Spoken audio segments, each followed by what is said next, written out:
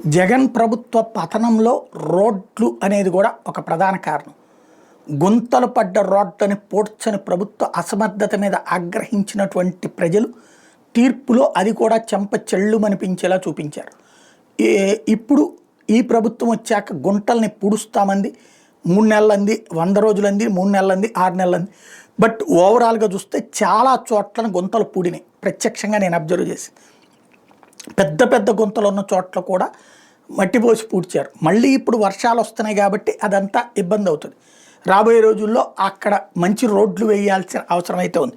కాకపోతే అప్పుడు అలాంటి గుంటల్ని చూపించిన వైఎస్ఆర్ కాంగ్రెస్ పార్టీ పత్రిక సాక్షిలో ప్రధాన రహదారిపై నాట్లు అంటూ ఎక్కడో ఒక చోట మాత్రం ఏలేశ్వరం దగ్గర ప్రధాన రహదారిని పునర్నిర్మించాలని డిమాండ్ చేస్తూ భారీ గోతులు పడిన రోడ్డుపై మహిళలు నాట్లు వేసం కట్టినది. కాకినాడ జిల్లా ఏలేశ్వరం నుంచి అల్లూరు సీతారామరాజు జిల్లా ఏజెన్సీకి వెళ్లే ప్రధాన రహదారి శిథిలమై దారుణంగా ఉంది. రమణయ్యపేట గ్రామం నుండి 10 కిలోమీటర్ల మేర ఈ రోడ్డు గుంతలమయంగా మారింది. కొద్ది రోజులు కురుస్తున్న వర్షాలకి ఈ రోడ్డు మరింత అధ్వానంగా మారింది.